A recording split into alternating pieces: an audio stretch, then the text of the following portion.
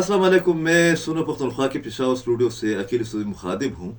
बहुत दुख भी हुआ है मगर गैर मुतवक्के फैसला बिल्कुल नहीं है जो कि कल बानी पीटीआई और साबिक़ वज़ीर-ए-आज़म इमरान खान साहब और उनकी अहलिया के बारे में रावलपिंडी के एहतसाब अदालत की एक गैर मुतवक्के मगर आप कह सकते हैं कि एक सख्त तरीन फैसले की शक्ल में सामने आया है। जो कानूनी माहिरीन है, जो सियासी माहिरीन है, जो संजीदा तजियाकार है, वो इस बात को बार बार दोहरा भी रहे थे कि जिस तरीके से 109 समातों के दौरान इमरान खान साहब और उनकी पार्टी ने और उनके वकाला ने इस हसास तरीन केस को डील करने की कोशिश की, वो टेक्निकल या कानूनी या आईनी नकात या जो है ना रोड मैप की बजाय पॉलिटिकल पॉइंट स्कोरिंग का एक तरीक़ाकार अपनाया गया था, एक तर्ज अमल इख्तियार किया गया था।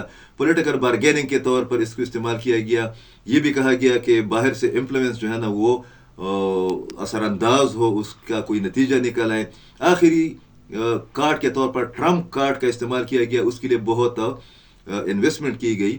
मगर दो मौके ऐसे थे जहाँ पर एक गुंजाइश निकल आई थी कुछ रियायत दिलवाने की या देने की या लेने की या किसी डील या मुफाहिमत की। डील या मुफाहिमत कोई बुरी बात नहीं होती है, हमेशा पाकिस्तान की तारीख में, दुनिया के और ममालिक में ये होती रहती है। बेनज़ीर भुट्टो के साथ, यहाँ तक नवाज शरीफ के साथ 2-3 बार इस तरह के वाक़यात हो गए हैं। वो पार्टी आज हुकूमत में है।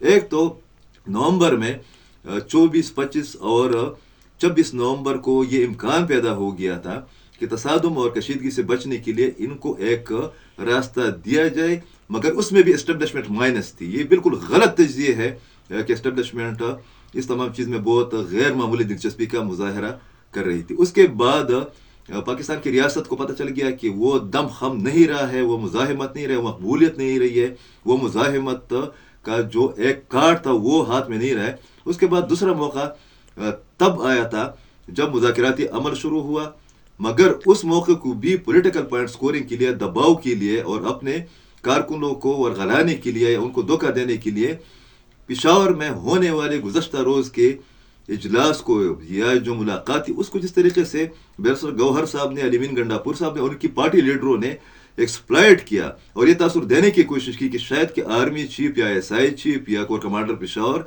या बाकी जो आला तरीन क़यादत थी कि उनके साथ डील के मामले पर या मुफाहिमत के मामले पर कोई सियासी बात हुई है। और उस पर जिस तरीके से सिक्योरिटी ज़राया ने रिएक्शन दिखाया, फेडरल गवर्नमेंट का एक रद्द-ए-अमल सामने आया, उसने आखिरी कील ठोंक दी इस केस में इमरान खान साहब के मुस्तकबिल के हवाले से। मिस हैंडलिंग में और मिस मैनेजमेंट में इमरान खान साहब जैसे मकबूल लीडर को एक ऐसे अंजाम से दो चार करने का रास्ता हमवार किया जिसका शायद को उनको तवक्को भी नहीं थी।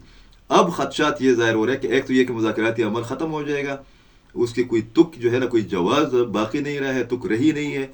इसके अलावा दूसरी इस तरह की इत्तलात आ रही है कि जो 9 मई और 26 नवंबर के वाक़यात की आड़ में इंसदादी दहशतगर्दी की अदालतों में जो मुक़दमात इमरान खान साहब, अलीमीन गंडापुर और बुशरा बीबी समेत बाकी लीडरों के कायम किए गए हैं, जो डिस्प्ले किए गए हैं, जो पेश किए गए हैं, शायद कि आइंदा चंद दिनों के दौरान इससे भी सख्त फैसले आ जाए। और खुलासे के तौर पर हम कह सकते हैं कि इमरान खान साहब की मकबूलियत के नशे ने, उनकी खुशफहमी ने, उसकी मिस हैंडलिंग ने, उसकी मिस मैनेजमेंट ने उनको एक इबरतनाक अंजाम से इसके बावजूद दो चार किया है कि शायद कि बहुत से हल्कों में वो आज भी मकबूल हो। बहुत शुक्रिया।